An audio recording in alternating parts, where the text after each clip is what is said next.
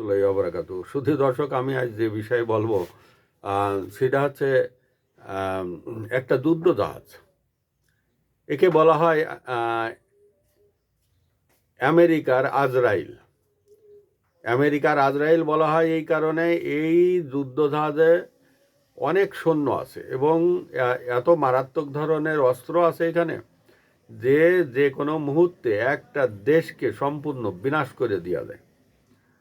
এই যুদ্ধ জাহাজটার নাম আছে USS Gerald R Ford. USS Gerald R Ford, এটাই আমেরিকার একটা যুদ্ধজাহাজ এবং আমেরিকার ভিতরে সবথেকে বড় যে যুদ্ধজাহাজগুলো আছে তার ভিতর এটা একটা। এটা যে দেশের সীমান্ত দিয়ে যায়, যে দেশের সীমান্তর পাশ দিয়ে যায়, যে দেশের সমুদ্র এরিয়ায় থাকে, ওই দেশের গলা শুকিয়ে দেয়। আমেরিকা, এটা ভয়ানক একটা যুদ্ধজাহাজ আমেরিকার। এই যুদ্ধজাহাজটা করতে আমেরিকার খরচ হয়েছে $13.3 বিলিয়ন। $13.3 বিলিয়ন। সুধী দর্শক, এটা বাংলাদেশের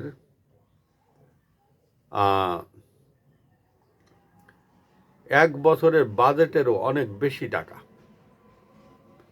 বাংলাদেশের 1 বছরের বাজেটেরও ডাবলেরও বেশি টাকা।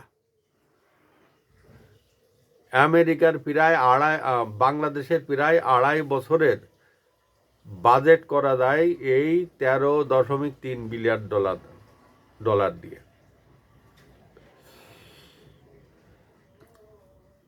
এটা বললাম এই কারণে, এই জেরাল্ড আর ফোর্ডের ইদানিং অনেক সমস্যা দেখা দিচ্ছে। সেই সমস্যাটা কি? টয়লেট সমস্যা। এই জাহাজ তো সম্ভবত 25 থেকে 30 তলা বিশিষ্ট জাহাজ হবে। এটা গভীর সমুদ্র দিয়ে চলে। এটা আসছিল ইরানকে মারার জন্য। সম্প্রতি ইরান এবং আমেরিকার মধ্যে একটা সমস্যা দেখা দিছে, যার কারণে যে কোনো মুহূর্তে যুদ্ধ বেঁধে দেওয়ার সমস্যা হতে পারে এবং ইতিমধ্যে সেই আলামতগুলো স্পষ্ট হচ্ছে। যে কোনো মুহূর্তে আমেরিকা ইরানে হামলা করবে, যার কারণে আমেরিকা ইসরায়েলকে নির্দেশ দিছে যে ইসরায়েলে আমেরিকার যে দূতাবাস আছে, সেই দূতাবাস থেকে যত আমেরিকার নাগরিক আছে তারা যেন সব দেশে চলে যায়। তার মানে আমেরিকা যদি ইরানে হামলা করে, তাহলে ইরান ইসরায়েল হামলা করবে, ইরান মধ্যপ্রাচ্যে আমেরিকার ঘাঁটিগুলোতে হামলা করবে, ইরান ইসরায়েলে বা আমেরিকার জাহাজে হামলা করবে। এই জন্য আমেরিকার নাগরিকদেরকে খুব দ্রুত ইসরায়েল ছাড়ার জন্য আহ্বান করা হয়েছে। শুধু ওইটা না, মধ্যপ্রাচ্যের যে দেশগুলোতে আমেরিকার নাগরিকরা আছে তাদেরকে সতর্ক হয়ে চলার নির্দেশ দেওয়া হয়েছে। আমি বলছিলাম জেরাল্ড আর ফোর্ডের কথা, যুদ্ধজাহাজ। এখানে 4,500 নাবিক আছে। একটা জাহাজের ভিতরে এত নাবিক থাকে, অর্থাৎ এখানে অনেক সৈন্য, শুধু নাবিক না, এরা সৈন্য। সেখানে দেখা যাচ্ছে প্রায় 600 টয়লেট আছে। এই 600 টয়লেট এমন একটা অবস্থা হয়ে দাঁড়াইছে, সেখানে একটা গ্যাস হয়ে গেছে জাহাজের ভিতরে। এই টয়লেটটা ঠিক মতন, এটা ময়লাটা বের হচ্ছে না এবং উল্টা দিকে ধাবিত হচ্ছে। আর এই আমেরিকান এই সৈন্যরা, তারা টয়লেট ব্যবহার করতে পারছে না। এটা নিয়ে 2024 সালে 42 বার সরকারকে টেলিফোন করে জানানো হয়েছে।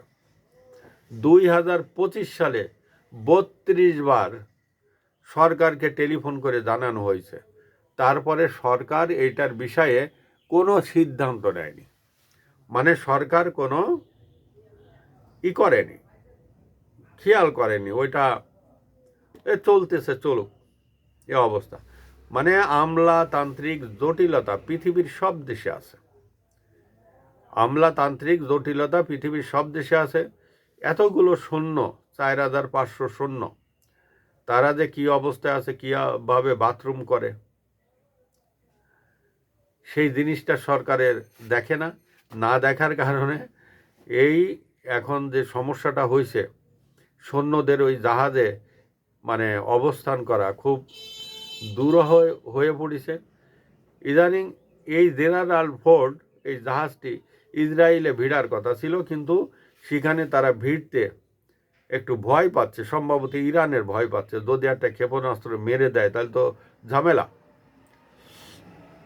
সেখানে এই পয় নিষ্কাশনের ব্যবস্থা করার জন্য হয়তো বা কোনো একটা কিছু করার জন্য, এটা সারার জন্য তারা ওখানে যেত, কিন্তু ভয়ে তারা যেতে পারছে না। এখন ভিডিওটা যখন করছি তখন পর্যন্ত গেছে কিনা বলতে পারবো না, কিন্তু একটা প্রশ্ন কিন্তু মানুষের মনে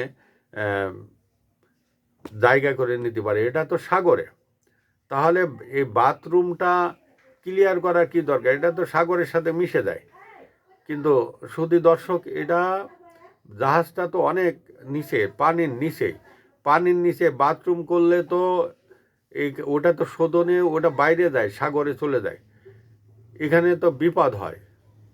যদি বাথরুমের স্ল্যাবগুলো বন্ধ না করে তাহলে উল্টে সাগরের পানি জাহাজের ভিতরে ঢুকে যাবে, এই অবস্থা। তা যার কারণে হয়তো অন্য কোনো পন্থা আছে, অন্য কোনো বিষয় আছে। এই বাথরুম যে একটা জাহাজকে, একটা বাড়িকে, একটা প্রতিষ্ঠানকে বিপদে ফেলতে পারে, তার একটা নদীর আছে এই জেরাল আর ফোর্ড। এমন একটা অবস্থা, দীর্ঘদিন যাবৎ এই আমেরিকান সৈন্যগুলো তারা স্ত্রী, সন্তান এবং পরিবারের সাথে মিলতে পারছে না, এবং তারা যে পরিবেশে এখন আছে, যে তাদের যে প্রজনন ক্ষমতা সেটাও তাদের কমে যাচ্ছে, কারণ তা হতাশাগ্রস্ত হয়ে যাচ্ছে, তারা মানসিকভাবে ভেঙে পড়ছে। এখন দেখা যাক আমেরিকান কর্তৃপক্ষ কি করে। তারা আরেকজনকে মারতে এসে এখন নিজেরাই পড়েছে বিপদে, আরেকজনের জন্য কুয়া খুঁড়লে সেই কুয়ায় নিজেদেরও পড়া লাগে। সুধী দর্শক, আসসালামু আলাইকুম আ রহমতুল্লাহি ওয়া বারাকাতুহু।